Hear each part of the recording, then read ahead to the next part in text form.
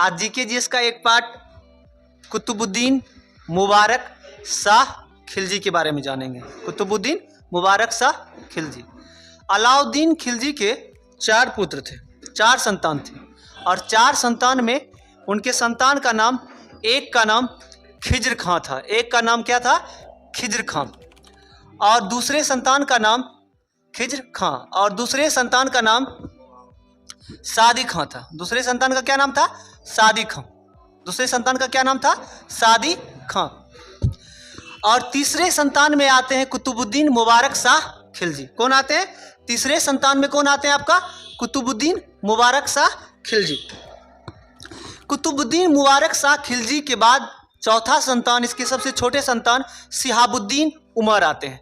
कौन आते हैं? शिहाबुद्दीन उमर। चौथे संतान में कौन आते हैं? शिहाबुद्दीन उमर। शिहाबुद्दीन उमर खिलजी। क्या आते हैं? शिहाबुद्दीन उमर खिलजी। जब अलाउद्दीन खिलजी की मृत्यु जलोद रोग, किससे? जलोद रोग।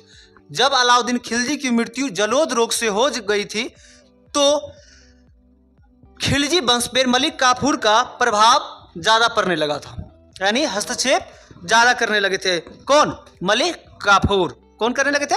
मलिक काफूर। और मलिक काफूर ने शिहाबुद्दीन उमर, जो कुतुबुद्दीन मुबारक शाह खिलजी के छोटे भाई थे, उसके सहयोग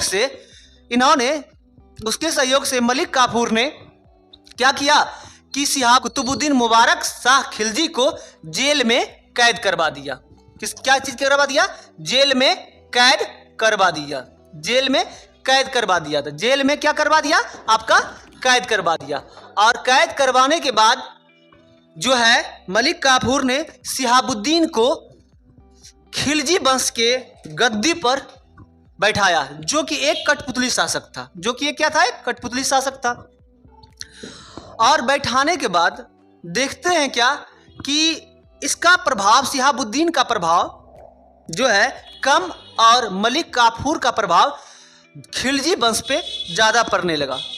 ज़्यादा पड़ने के कारण से उस समय के जो अलाउद्दीन खिलजी के जो अंगरक्षक होते थे, जिसने अलाउद्दीन खिलजी ने जिसको अपने अंगरक्षक के रूप में नियुक्त किया था, उसका नाम था बासिर। क्या नाम था उसका? बासिर, मुनेर और सालेह, है ना।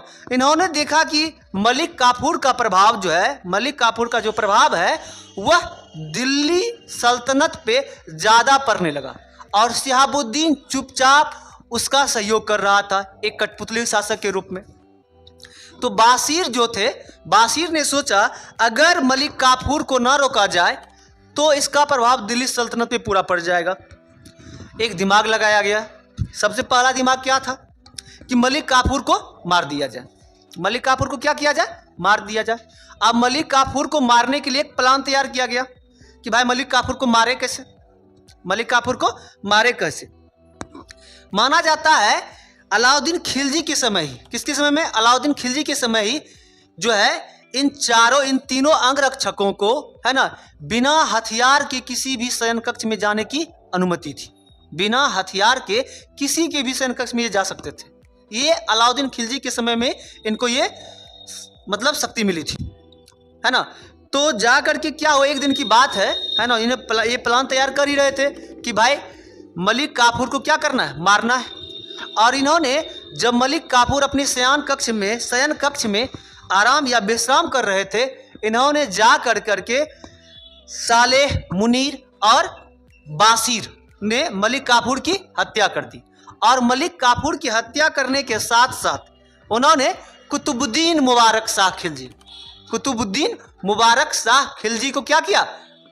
जेल से छुड़ाया। जेल से क्या किया? कुतुबुद्दीन मुबारक शाह खिलजी को जेल से क्या किया? छुड़ा दिया।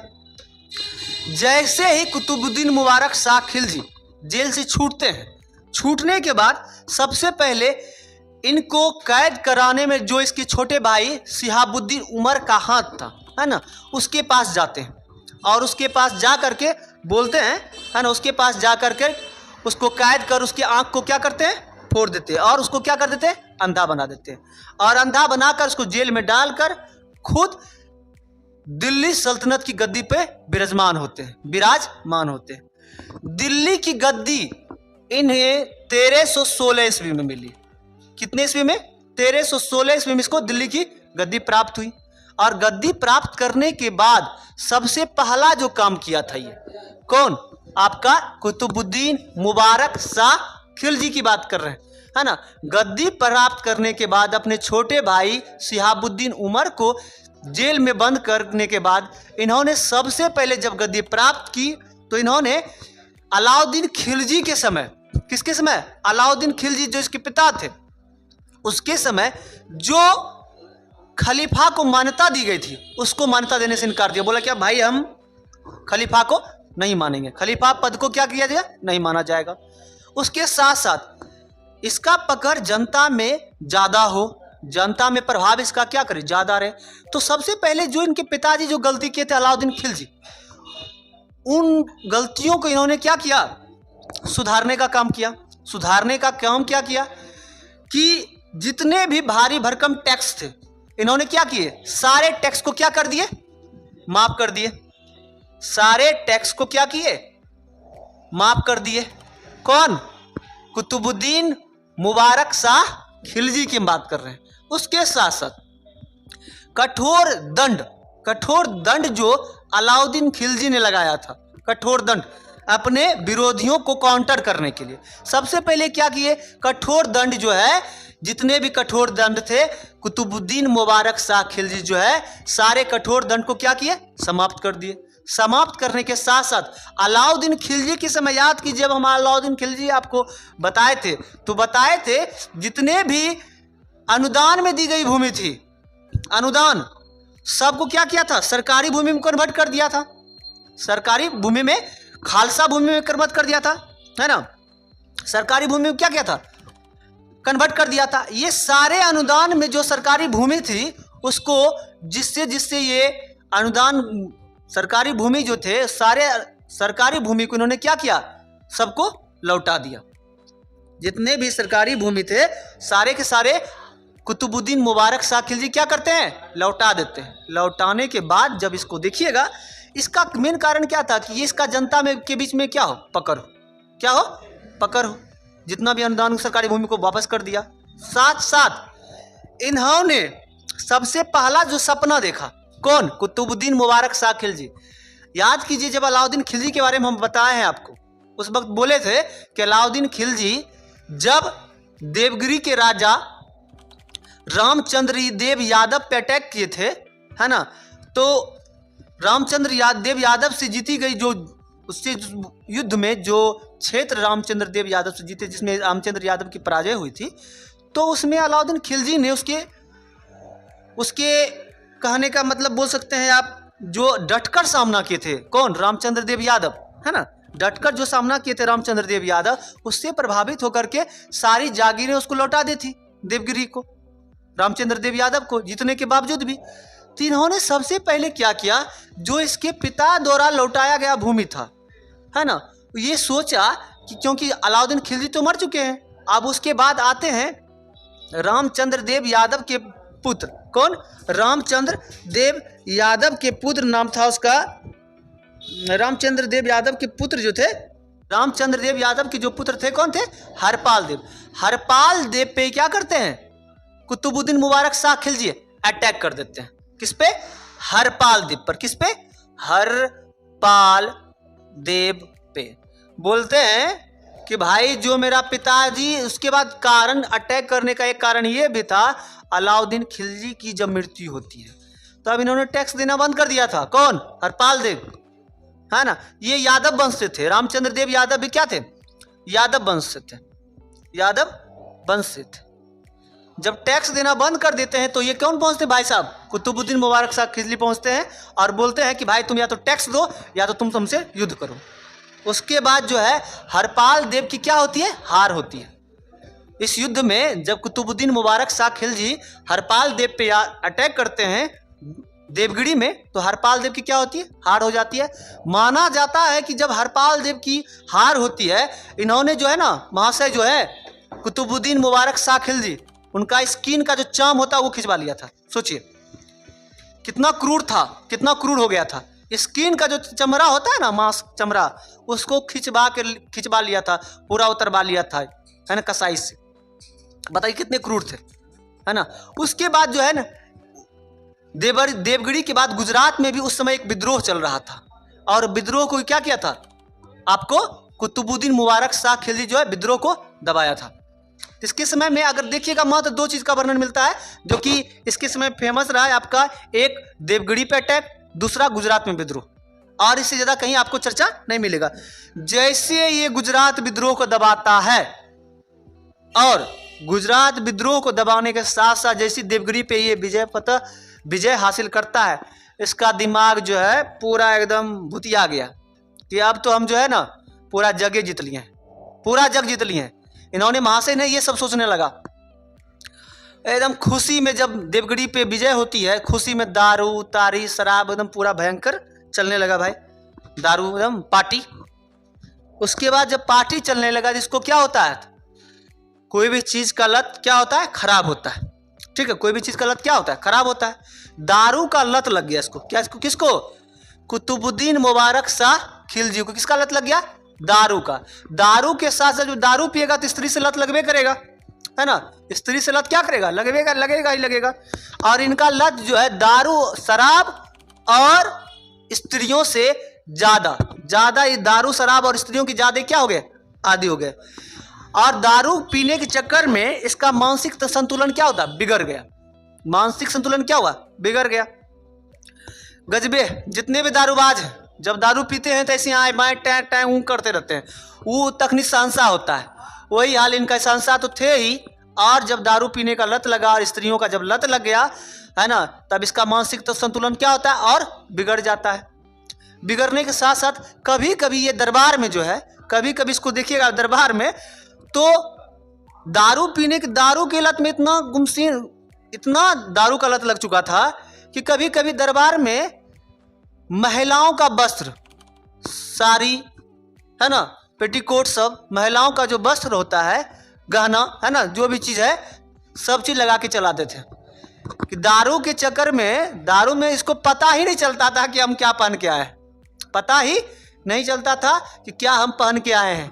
और ये कभी कभी तो ऐसा भी माना जाता था कि कभी कभी ये जो महाशय जो है कुतुबुद्दीन मुबारक शाह खिलजी 20 दरबार में जो है आपका नग्न वस्त्र होकर के दौड़ने लगता था। इसको पता ही नहीं चलता कि हम कपड़ा पहने या नहीं पहने, क्योंकि रोज सुबह शाम दारू पीना, क्या पता चलेगा कि हम कपड़ा पहने या नहीं पहने। पूरा नग्न 20 दरबार में नग्न अवस्था में दौड़ने लगता था। जब दौड़ने लगता था, ये मानना किसका है, ये इतिहासकार एक है बर्नी। कौन है, बर्नी, है ना। बर्नी का मानना था कि कभी कभी महिलाओं का वस्त्र पहनकर, कभी कभी नंगे होकर करके 20 दरबार में दौड़ने लगते थे। कौन महाशय, कुतुबुद्दीन मुबारक शाह खिलजी की बात हम कर रहे हैं। किसका बात कर रहे हैं, कुतुबुद्दीन मुबारक शाह खिलजी की बात कर रहे हैं, है ना। तो इसके जो प्रधान सेनापति थे, जो वजीर थे, नाम था उसका खुसरो खां। क्या नाम था उसका, आपका खुसरो खां। क्या नाम था, खुसरो खां, खुसरो खां। बेचारा ये जो था ना, परेशान हो गया था इससे कि अगर इसको हम गद्दी पे से नहीं हटाएंगे, चाहे इसको नहीं हटकाएंगे, तो सत्यानाश कर देगा पूरा दिल्ली सल्तनत का। किसका, दिल्ली सल्तनत। कौन, कुतुबुद्दीन मुबारक, क्योंकि ये स्त्री और शराब के क्या हो गए थे, आदी हो गए थे, है ना। तो खुसरो खां ने प्लान बनाया कि इसको हटाया कैसे जाए। दिमाग में इस खुसरो खां के जो इसके सेनापति थे, इसके वजीर थे, किसके वजीर, कुतुबुद्दीन मुबारक शाह खिलजी के जो वजीर थे, उन्होंने तय किया कि इसकी हत्या कर दी जाए। इसकी क्या किया जाए, हत्या कर दी जाए। और 1320 ईस्वी में खुसरो खां ने क्या किया, आपका कुतुबुद्दीन मुबारक शाह खिलजी का हत्या कर देता है। सोचिए, इसकी हत्या हो गई। और जो है हत्या करने के बाद जो 1320 ईस्वी में खुसरो खां गद्दी पर बैठते हैं, 1320 ईस्वी में। महाराज ये दारू शराबी जो है आपको जब देखने को मिलेगा, पढ़िएगा, तो जो है दारू पी करके उपाधि भी दे लिया था, उपाधि भी धारण किया था। उपाधि भी इन्होंने महाशय जो उपाधि भी धारण कर लिए थे। कौन, उपाधि भी धारण कर लिए थे। ये खिलाफत अल्लाह की उपाधि धारण किया था। जो खुद दारू पी के टल्ली रहता था, खिलाफत अल्लाह की उपाधि धारण किया था। देखिएगा आपको ये जो है कौन महाशय, कुतुबुद्दीन मुबारक शाह खिलजी की बात करते हैं। ये महाशय जो है